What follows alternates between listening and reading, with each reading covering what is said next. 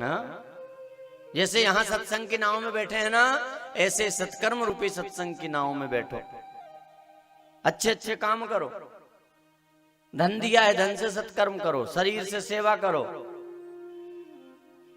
हाँ? पर समस्या ये है, संसार की क्या हालत है कि कुछ लोग तो पार होना चाह रहे हैं और कुछ लोग चलती नाव में उतरना चाह रहे हैं। हाँ? कैसे? भगवान ने बड़ी व्यवस्था दी है। हाँ?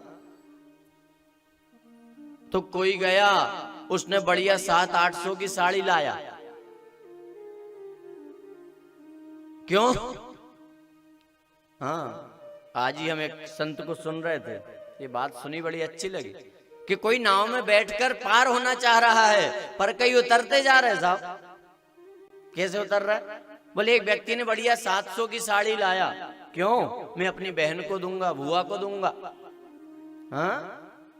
और घरवाली गई, वहां रख के 150 की निकाल लाई, छेद कर रही नाव में।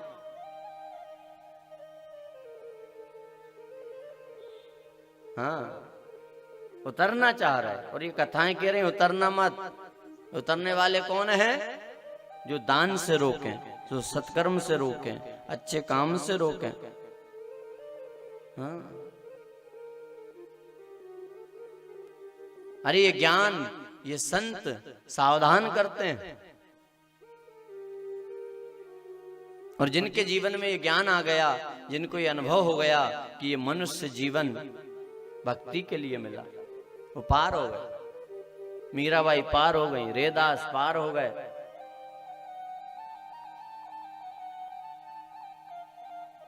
एक रजब नाम का व्यक्ति, उसका विवाह पक्का हुआ, बढ़िया तैयार हुआ, बारात लेके चला, देखा सामने से गुरुजी चले आ रहे हैं, बढ़िया सिर पर पगड़ी, मोर लगा।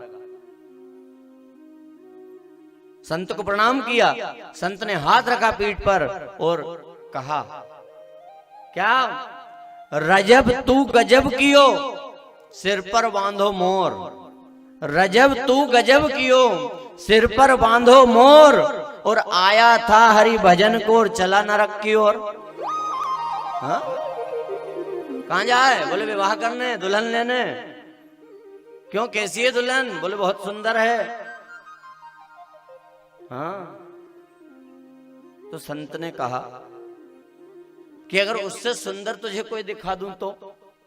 बोले हो ही नहीं सकता, मेरी दुल्हन से सुंदर। दिखाऊं? बोले दिखाओ, ज्ञान कब असर कर जाए। तो संत ने आशीर्वाद दिया और परमात्मा की ऐसी झलक दिखाई कि रजब सब भूल गए। जा रहे थे विवाह करने, रास्ता बदल लिया। और सुनाते हैं संत कि वो रजब ऐसे संत बने कि जब तक जीवित रहे दुल्हन दूल्हे के रूप में ही रहे, हमेशा तैयार रहते थे। परंतु जब गुरु ने जो झलक दिखाई, केवल उस झलक की चाह में जीवन भर जिए कि मुझे तो अब उसको देखना है। नाम तिहारा पालनहारा, जाने कब दर्शन होगा, जिसकी रचना इतनी सुंदर वो कितना सुंदर होगा। मुझे परमात्मा से मिलना। दूल्हे के वेश में ही रहे, अपना कल्याण किया। और सार को यदि पकड़े तो आप सत्संग की नाव में बैठे हैं। हाँ, और ये जीवन इसीलिए मिला है।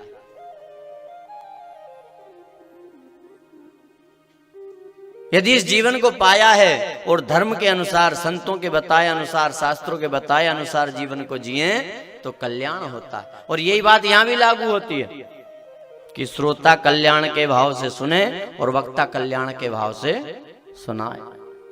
तो श्रोता वक्ता के नियम। और महाभारत के युद्ध से इस कथा की शुरुआत की है व्यास जी महाराज ने। एक तरफ 5 पांडव भगवान कृष्ण, दूसरी तरफ कौरव और सारी सेना। युद्ध का समय आ गया। पांडवों ने कहा भगवान से क्या कि प्रभु हम युद्ध नहीं करना चाहते, जाकर समझाओ।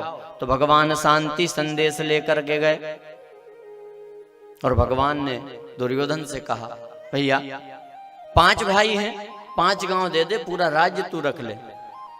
दुर्योधन ने कहा नहीं दूंगा। 1 गांव दे दे।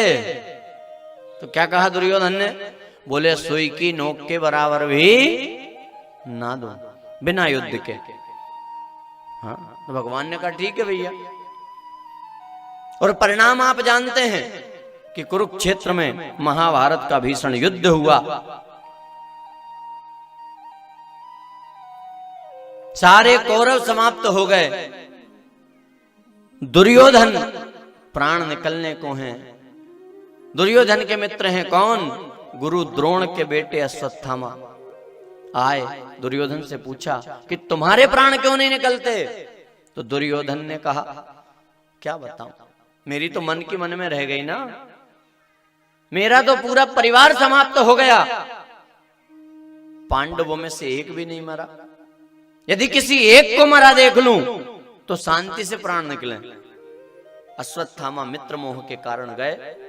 द्रौपदी के 5 पुत्र पांडवों के शिविर में सो रहे थे, उनके सिर काटे, थाली में सजाए और दुर्योधन को दे दिए। ले भैया अब तो मरेगा शांति से। पर उन बालकों के सिर जब देखे तो दुर्योधन रोने लगा। अश्वत्थामा से कहा भैया मेरी शत्रुता तो युधिष्ठिर, भीम, अर्जुन, नकुल, सहदेव से थी, इन बच्चों ने मेरा क्या बिगाड़ा? और तुमने बाल हत्या की है, इसका परिणाम तुम्हें भोगना पड़ेगा। ये कह करके दुर्योधन के प्राण निकल गए। इधर पुत्रों को मरा देखा, द्रौपदी जोर जोर से विलाप कर रही है। पांडवों को पता लगा, दौड़कर आए। अर्जुन को क्रोध आ गया। अर्जुन ने शपथ ले ली कि जिसने पुत्रों को मारा है, मैं शपथ लेता हूं उन्हें प्राण दंड दूंगा। हाँ? और यदि नहीं दे पाया तो मैं प्राण छोड़ दूंगा। किसने मारा? बोले अश्वत्थामा ने। तो अश्वत्थामा का पीछा किया। अपने आप को बचाने के लिए अश्वत्थामा ने ब्रह्मास्त्र चला दिया। हाहाकार मच गया। भगवान कृष्ण अर्जुन से कहते हैं, अर्जुन अश्वत्थामा ब्रह्मास्त्र चलाना तो जानता है परंतु वापस बुलाना नहीं जानता, और तुम चलाना भी जानते हो, बुलाना भी जानते हो। तो ब्रह्मास्त्र से ब्रह्मास्त्र को शांत करो। शांत किया, अश्वत्थामा को पकड़ा। भगवान ने कहा मार दो अर्जुन, मार दो। तो अर्जुन क्या बोले? बोले प्रभु अभी नहीं मारूंगा, फिर द्रौपदी के सामने ले जाकर मारूंगा, थोड़ी शांति मिलेगी।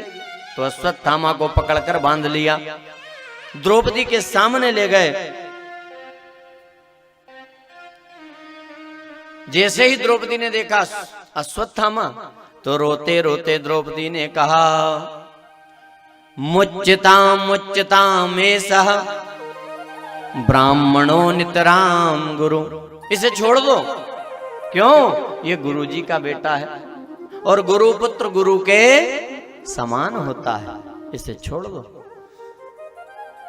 और जब किसी ने नहीं सुना तो स्वयं द्रौपदी गई, अश्वत्थामा को मुक्त किया और कहा ब्राह्मण आप निश्चिंत रहिए, मैं आपको अभयदान देती हूं, आपको कोई कुछ नहीं कहेगा। अभयदान दे दिया। और अर्जुन ने भगवान की तरफ देखा। क्यों? बोले मैंने शपथ ली थी कि जिसने पुत्रों को मारा है मैं उसे मारूंगा, और यदि नहीं मार पाया तो मैं मरूंगा। तो इसको तो द्रौपदी ने अभयदान दे दिया, अब मैं निपटूं, हाँ मैं प्राण छोड़ूं। भगवान की तरफ देखा, प्रभु कोई उपाय है मैं बच जाऊं? तो भगवान ने पहले तो कहा तुम भी तो होशियार बने, क्यों वहीं कहा था मार दो। हाँ? अर्जुन ने कहा प्रभु कोई उपाय है? तो भगवान कहते हैं अर्जुन पापी कोई भी हो उसे छोड़ना नहीं चाहिए, और ब्राह्मण कैसा ही हो उसे मारना नहीं चाहिए। और अर्जुन मन में क्या सोच रहे पता है? ये सुन के बोले ये टेढ़ी टांग वाला टेढ़ी बात करता। हाँ समझ में नहीं आई। बोले प्रभु सीधे सीधे बताइए क्या करना है।